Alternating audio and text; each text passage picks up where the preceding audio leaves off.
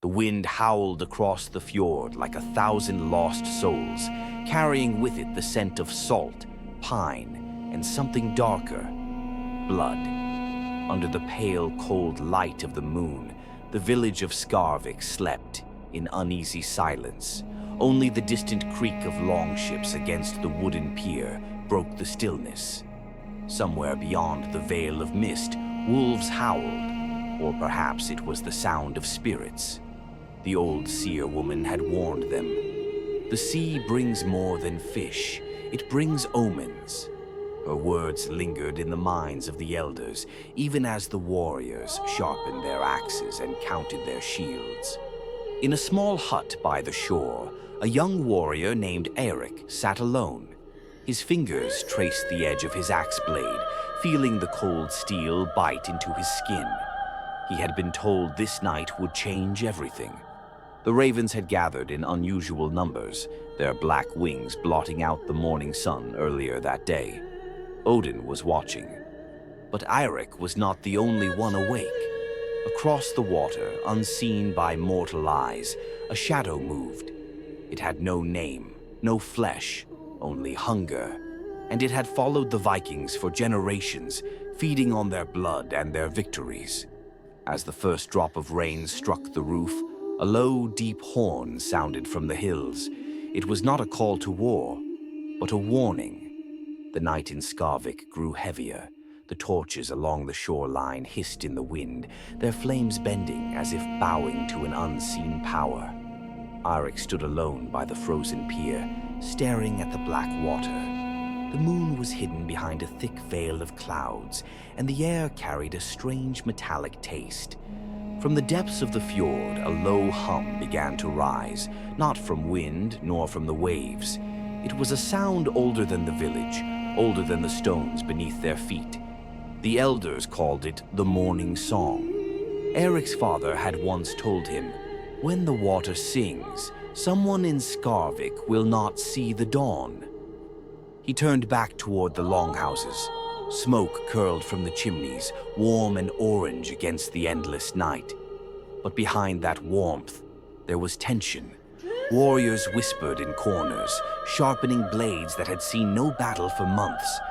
An old woman, eyes pale like winter ice, approached Eric. She gripped his wrist with a strength that didn't match her frail frame.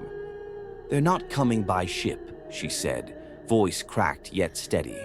"They will walk from the shadows between the trees." Eric wanted to ask more, but the old woman was gone, melting into the dark as if she'd never been there. Far off, in the tree line beyond the frozen field, a figure stood, still, watching.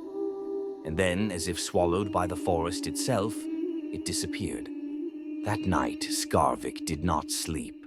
The long houses glowed faintly from within, but the villagers kept their voices low, as though afraid the night itself was listening. Eirik sat by the central hearth, the fire crackling softly. Shadows danced on the wooden walls, twisting into shapes that looked like claws, then dissolving again into smoke. Across from him, Bjorn, the oldest warrior in the village, was muttering prayers to Odin under his breath. Without warning, the flames flickered violently. A cold gust swept through the room, though no door had opened. Eirik felt the hairs on his arms rise. Somewhere outside, a single drumbeat echoed, deep, hollow, and slow. Bjorn froze mid-prayer. "That's no war drum," he whispered. "That's a summoning." Eric's mind raced. The old woman's words rang in his ears. "They will walk from the shadows between the trees." He stood and moved toward the door. The night outside was even darker now, the clouds blotting out every trace of moonlight. The forest loomed like a wall of black. Then he saw them, shapes, tall, wrapped in furs, but their faces hidden beneath bone masks. They stood just beyond the village fence, perfectly still. In their hands they carried staffs topped with carved skulls, glowing faintly with an unnatural light. One of them raised a hand. The drumbeat stopped. Silence fell, heavier than before. And then, in a voice that seemed to crawl through the air rather than travel on it, the figure spoke. "The debt of Skarvik will be paid tonight." The words hung in the air like frost on a blade. The debt of Skarvik will be paid tonight. No one moved. No one dared. Even the wind seemed to die, leaving only the shallow sound of breathing inside the longhouses. Eric stepped forward, gripping the axe at his belt. "What debt?" he demanded, though his voice trembled despite himself. The masked figure tilted its head as if studying him. Slowly, it removed one of the bone charms from its staff and let it drop into the snow. The charm landed with a strange thud, too heavy for its size, and a thin trail of steam curled up from where it touched the ground. Bjorn, standing just behind Eirik, muttered, "That's not for you. That's for the land itself." The figure spoke again, each word slow and deliberate. "Blood was spilled here, 100 winters ago, blood that never found its way to the gods." Eirik's chest tightened. He had heard whispers of the Red Winter, when Skarvik's ancestors had slaughtered a traveling clan for their gold, then buried their bodies beneath the fjord ice. The story had always been dismissed as drunken folklore. But as the masked shapes began to step forward, their staffs glowing brighter, Eirik felt an unshakable truth. The dead had not forgotten. Behind him, villagers began to gather, clutching spears and shields. Some prayed, others simply stared, frozen with dread. The lead figure raised its staff high. The skull atop it cracked with a sound like breaking ice, releasing a pale green mist that slithered along the snow, curling around the villagers' feet. Bjorn gripped Eirik's shoulder. "If that mist touches your skin," he said hoarsely, "your soul will belong to them before your body falls." The mist thickened, creeping higher with each heartbeat. It didn't move like fog from the sea. It pulsed, almost as if it were breathing. Wherever it touched the snow, the white turned a sickly black, like rot spreading across flesh. Eirik tightened his grip on the axe and forced himself to breathe through his nose. He could hear faint whispers coming from the green haze, voices speaking in Old Norse, but older than any he had learned. The words didn't belong to the living. Some of the villagers broke and ran, stumbling toward their homes. But the mist followed, curling after them like a predator. One man screamed, a short, sharp sound, before vanishing entirely into the haze.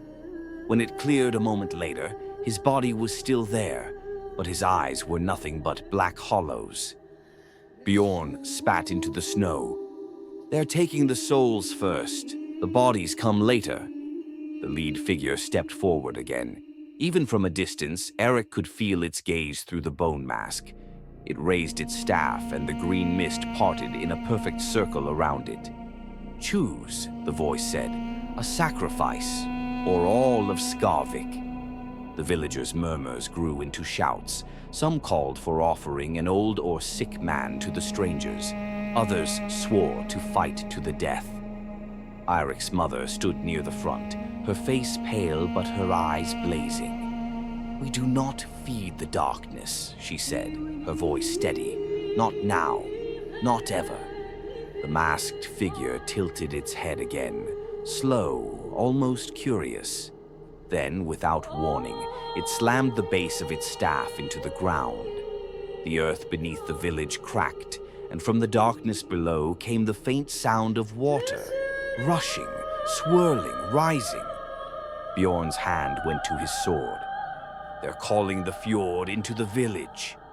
Eirik took a step forward, his heart pounding like a war drum. "If they want a sacrifice," he said, "they can take me." The mist swirled around him, tasting the air like a snake. Somewhere deep inside it, something laughed. The laughter in the mist grew louder, bending the air around Eirik until the hairs on his arms stood on end. It wasn't a single voice anymore.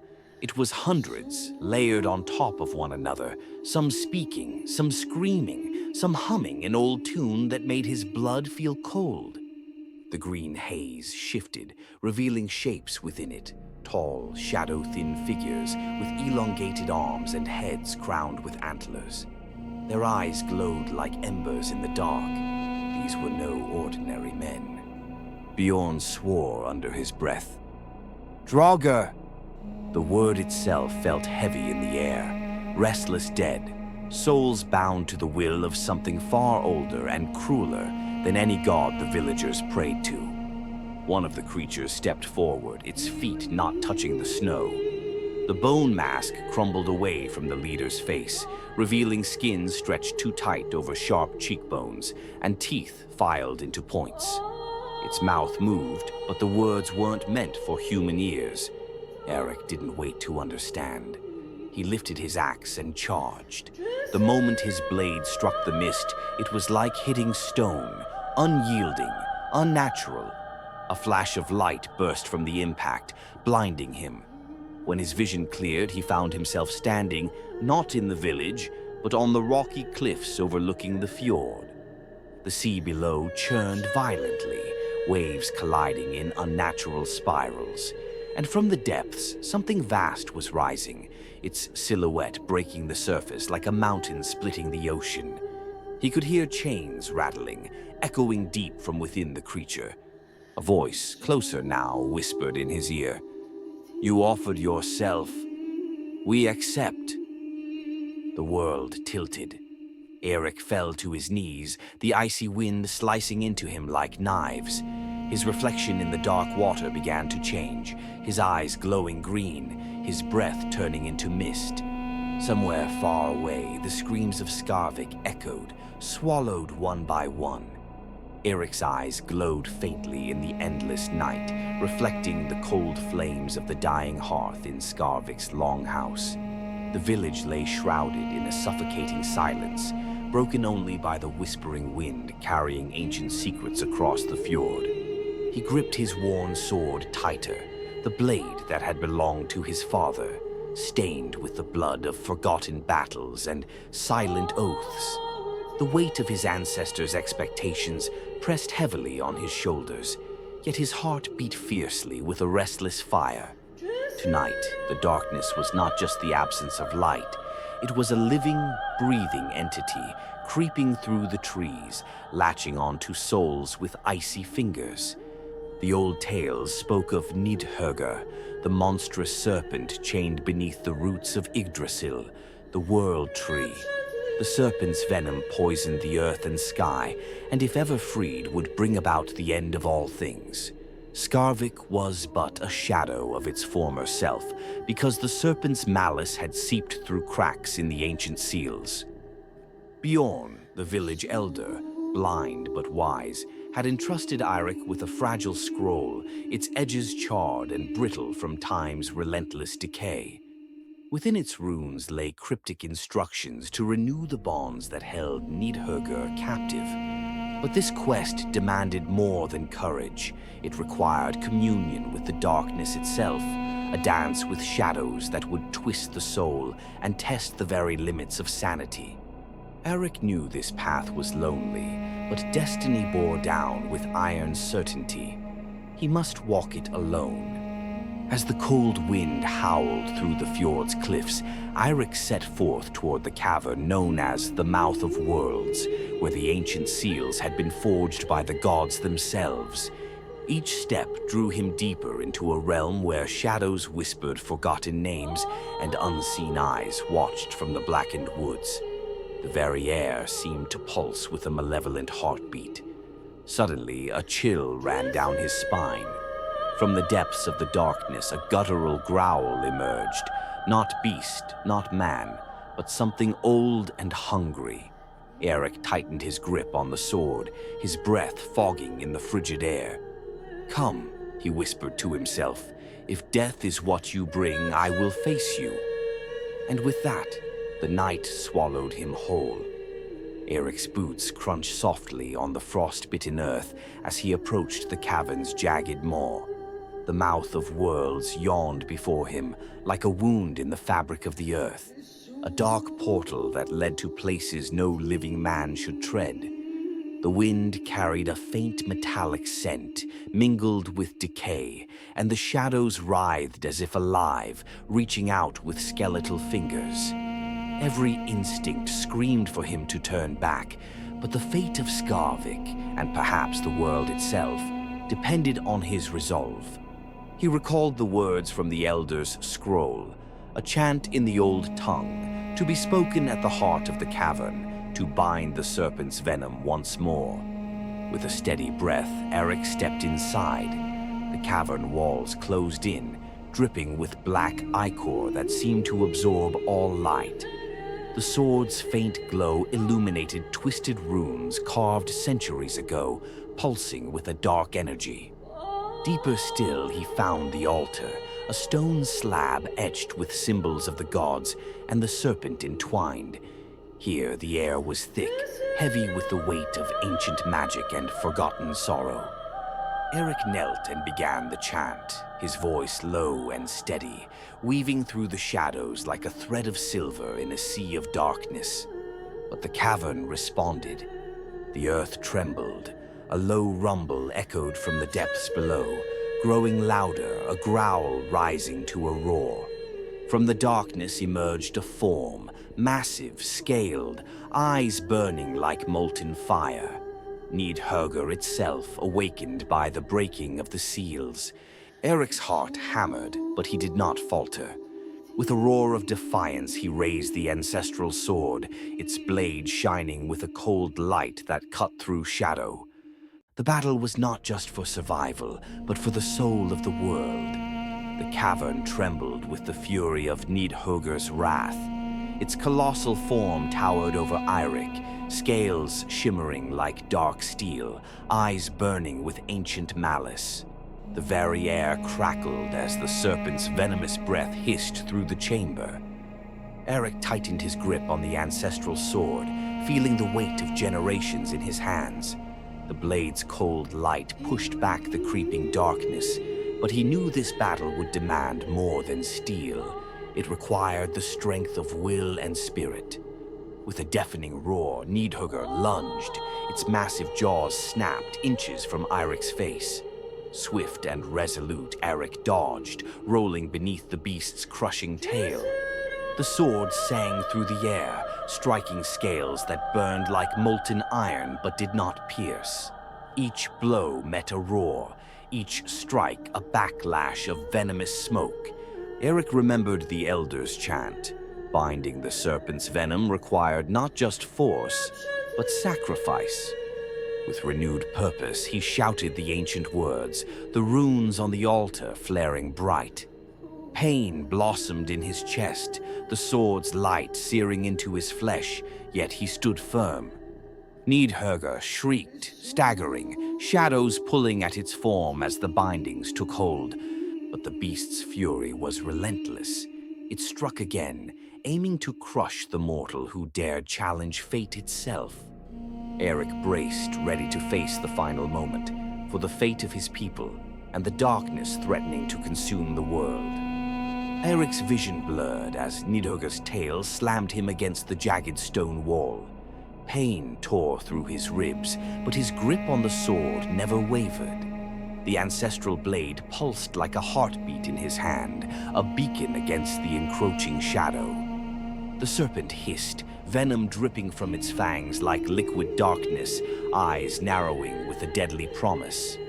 But Eirik had one last weapon, the ancient runes etched into his flesh, glowing faintly beneath his skin, a mark of the gods' forgotten blessings.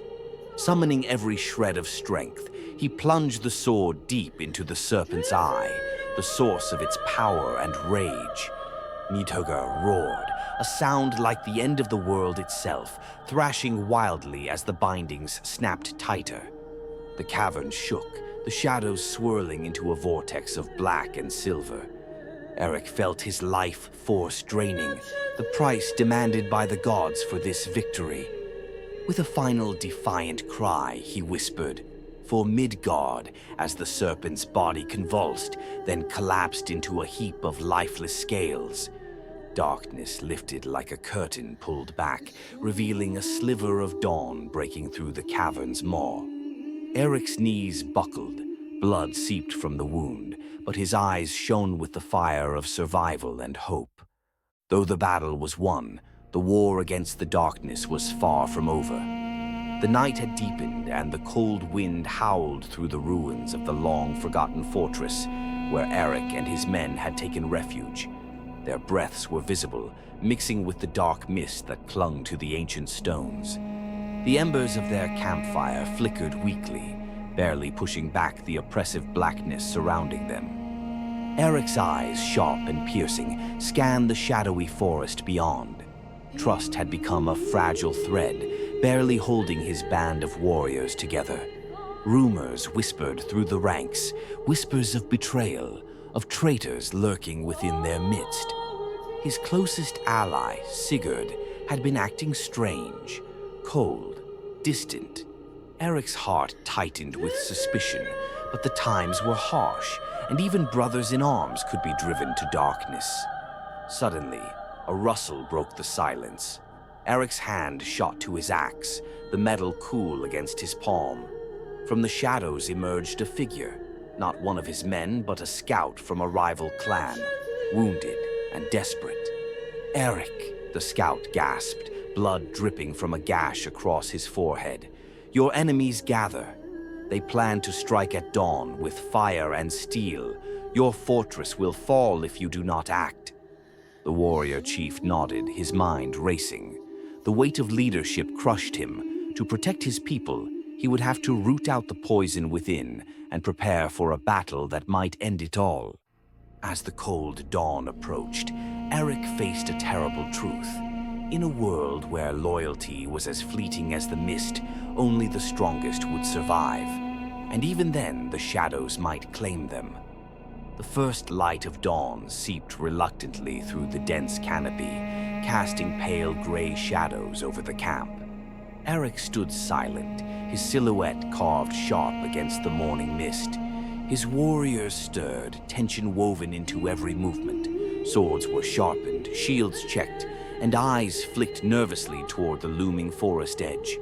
But it was not just the enemy beyond the trees that haunted Eric's mind. He summoned Sigurd to his side, away from prying ears. The chill in the air was nothing compared to the cold war simmering between them.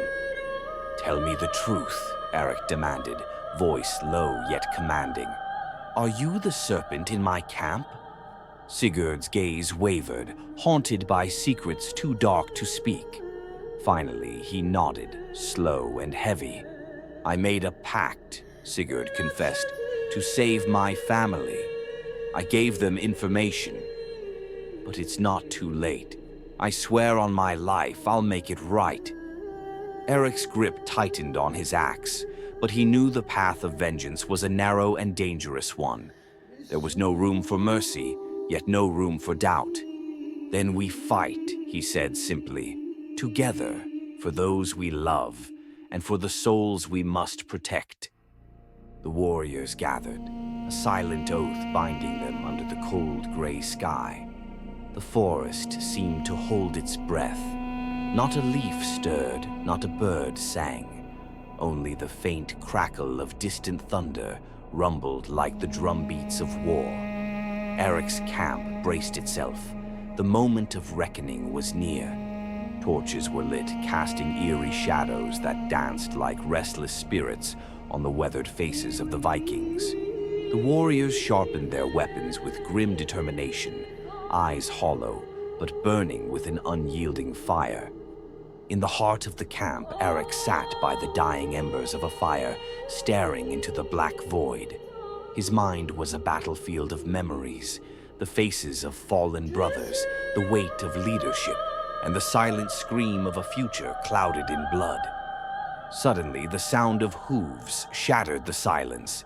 Scouts galloped in, breathless and wild-eyed. "The enemy approaches," one gasped. "Hundreds strong. They bring fire and death." Eric rose, towering and unshaken. "Then we meet them as wolves in the night," he said. "We will bleed, yes, but we will not break." This land, this honor, it is ours to defend." Around him, the warriors roared, a thunderous cry of defiance that echoed through the ancient woods. The storm was coming, and with it, the fate of Vikings would be sealed in blood and fire. The moon hid behind a veil of black clouds, as if the heavens themselves mourned the violence to come. Under its shroud, the Viking camp transformed into a fortress of shadows and steel. Eric moved silently among his men, touching shoulders, offering nods. The leader who bore their hopes and fears. Suddenly, the distant glow of torches flickered at the forest's edge. The enemy was close. Arrows hissed through the night air like deadly whispers. The clash began. Steel met steel with a savage fury. Screams tore through the darkness, cries of rage, pain, and defiance. Eric fought at the front, axe swinging in a brutal dance. Each strike was a prayer, each breath a promise to the fallen. Amidst the chaos, a figure emerged, cloaked in black, eyes burning with cold hatred. A dark foe, unmatched in skill, advanced toward Eric. Their blades met. Sparks flew. The duel was not just of weapons, but of souls entwined in fate's cruel game. The night soaked in blood, but the Vikings would not yield, for in darkness the fiercest fires burn. The forest fell eerily silent as Eric and the cloaked figure circled each other beneath the cold moonlight. The crackle of dying fires mixed with the distant groans of the wounded, but between the two warriors, only the sound of heavy breaths and metal brushing metal broke the stillness. Eric's axe gleamed with the blood of fallen foes, his muscles taut with exhaustion, but eyes burning with relentless determination. The cloaked figure's sword was a slender shadow, moving with deadly precision, each strike calculated and merciless. They fought like predators, testing each other's strength and will, their blades clashing again and again. Sparks flew, illuminating the wild rage in Eric's eyes and the cold, unforgiving calm of his opponent. As the duel intensified, Eric felt the weight of his past pressing down on him. The loss of his kin, the burning of his village, the endless thirst for vengeance that had driven him to this moment. But the cloaked figure was not merely an enemy. There was a darkness within him that mirrored Eric's own. Shadows danced in his gaze, a haunted past, and perhaps a broken soul seeking its own redemption through bloodshed. With a sudden, fluid motion, the figure slashed toward Eric's side. The Viking barely parried, feeling the sharp sting of the blade grazing his flesh. Pain surged, but it fueled his fury. Roaring like a beast, Eric swung his axe in a wide arc, forcing the figure backward. The enemy's cloak fluttered, revealing a glimpse of a scarred face, pale as death itself. "You fight with the fury of the lost," the figure hissed, voice cold and low. "But fury alone will not save you." Eric's grip tightened around his axe. "I fight for those who can no longer stand, for my blood, for my home." The duel resumed, a deadly ballet under the cold gaze of the night. Each strike, each parry, told a story of pain, betrayal, and a relentless desire for justice. Minutes stretched like hours. Blood dripped onto the cold earth, staining it like dark ink. Finally, with a roar of strength born from desperation, Eric shattered the enemy's guard, sending the sword clattering to the ground. The cloaked figure fell to one knee, breathing heavily, eyes blazing with something close to respect. "This is not over, Viking," he whispered before vanishing into the shadows, leaving Eric alone amidst the carnage. The battle was won, but the war, and the darkness within, still raged on. Eric knelt, closing his eyes, feeling the weight of the night settle deep in his bones. He was no longer just a man. He was a legend forged in shadow and fire. As dawn struggled to break through the thick canopy, Eric rose from the forest floor, the weight of the night's battle pressing on his weary shoulders. The world around him seemed hushed, as if the very trees held their breath after the violent storm of steel and blood. The whispering woods stretched endlessly, ancient and forbidding, their twisted branches clawing at the sky like skeletal fingers. Legends told that the forest was alive, not just with beasts, but with the restless souls of those lost to time, their whispers weaving curses and warnings into the cold air. Eric moved cautiously, every step a battle against unseen eyes watching, every breath an invitation to ghosts that lingered too close. His wounds throbbed beneath his leather armor, but he knew he could not rest. The enemy was still out there, lurking in shadows darker than the night. Suddenly, a faint melody floated on the wind, haunting, ethereal, and unsettlingly beautiful. It wove around the trees, beckoning him deeper into the heart of the forest. His instincts screamed to turn back, but something stronger pulled him forward. The path narrowed, flanked by gnarled roots and thick moss, until Eric found himself in a small clearing, bathed in unnatural twilight. At its center, a figure stood, a woman cloaked in midnight, her eyes reflecting the stars themselves. "Who are you?" Eric demanded, gripping his axe tighter. The woman smiled, a slow, sorrowful curl of lips. "I am the keeper of this place, guardian of forgotten souls." Her voice was both a caress and a curse, echoing like a distant memory. "I know why you come, warrior. Your heart burns with vengeance, but your soul is chained by grief." Eric's eyes narrowed. "Speak plainly." She stepped closer, the air around her shimmering like a mirage. "You seek a path to redemption, but the price is greater than you imagine. The darkness you fight is not only outside, but within." Eric felt the weight of her words settle deep inside him, igniting a storm of doubt and fear. "Will you help me?" he asked, voice rough with weariness. The woman extended a hand, pale as moonlight. "Follow me and you may find what you seek. But be warned, the journey will test your very soul." With a hesitant step, Eric took her hand, the forest's whispers rising around them like a chorus of forgotten dreams. Together they vanished into the depths of the whispering woods, where shadows told stories older than the gods, and fate awaited with bated breath.